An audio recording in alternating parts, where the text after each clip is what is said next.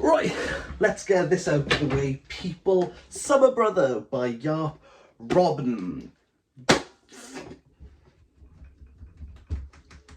Summer Brother is the story of Bry, a 13-year-old boy who lives in a caravan park. His mum and father split up, and so the kids were split up. Bry lives with his father, and the mum looks after Lucian. Lucian has a disability. What it is not specifically stated, and everyone within this hospice where they are looked after, none of the disabilities are ever specifically stated. But Lucian has speech and motor disabilities. He can't walk without help and can barely make a sentence out. But due to renovations happening to this hospice, the responsibility falls on Bry's father, Maurice, to look after Lucian. Now, predominantly, Maurice doesn't deal with Lucian. They kind of pop now and then to see him, so he doesn't feel as though it's his responsibility. The only reason why Lucian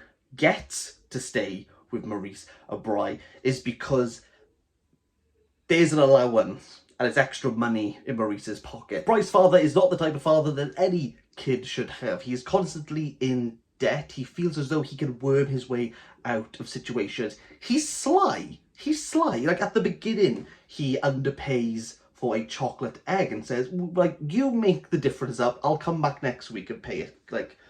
We're cool, aren't we? And obviously the cashier doesn't think it's cool because it's not the first time it's happened. So Yves, one of the police officers, pulls him over, and Maurice and Yves know each other. They know each other. That's how often Maurice gets into trouble. Lucian is then dropped off by a minivan and is taken into the caravan where Bry and his father live.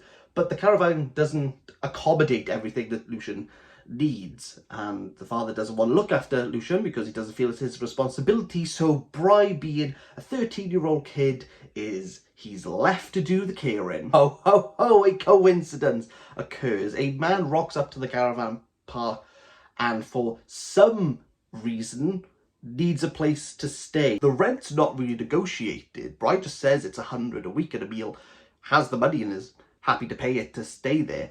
And because this is a coming of age sort of story, Bry, like his father, pockets 20, gives his father the 80, and his father's more than happy with that. Over the course of the summer, we have some good things that happen. Bry becomes closer to his brother than he's ever had the capacity or the chance to do. He learns the hardship of caring through changing nappies. What happens when Lucian gets frustrated and doesn't know how to control himself. How Bry deals with these situations are heartwarming, they're wholesome, and we see Bry understanding that Lucian's not doing certain things such as masturbating when he does get angry and frustrated to be difficult to Bry.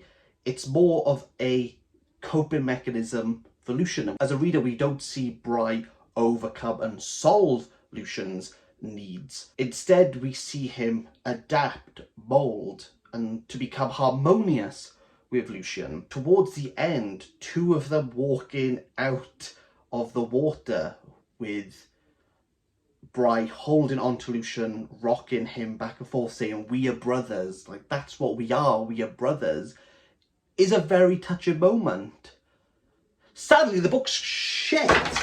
Painfully slow. You know what this is?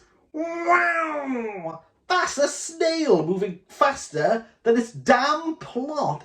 Honestly, everything is so predictable, and the end is lazy. The end is so lazy. There's a death at the end and someone gets pinned for it. You already know who it is. I'm not even going to say the name. I'm not even going to say who it is. You know who it is. But you know what the worst bit about this book is Bry and Selma. Because why did this even make the cut of the book? Selma lives in the hospice with Lucian, and she is 19 but has the mental age of someone at least half her age. Bry has this odd obsession with Selma. We just have these weird, odd segments in the book where he goes to visit Selma, and he thinks she's flirting with him and wants sex with him, and he's bringing condoms there, and she's bending over and he's sticking fingers in places, and she thinks she's pregnant because they've done belly, which is where they both lift their tops up and rub bellies. So it's just weird. Like, look, let's be honest here.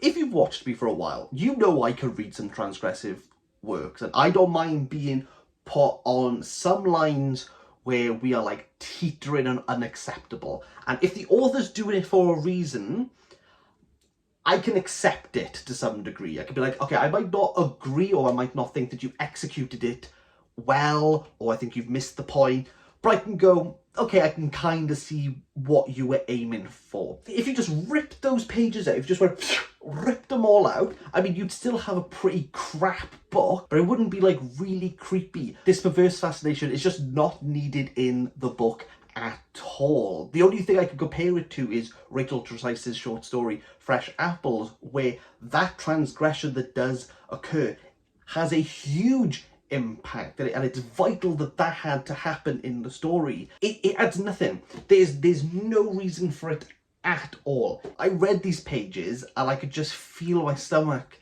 just like drop, and my face was just like this all the way through it. Why is this happening? It just doesn't sit right for me when you have Robben writing about Lucian, a character who cannot communicate, but at the end you understand him better than all the other characters. Like, with a backdrop of what's going on with Brian Selma. You know what, this could just join the testament.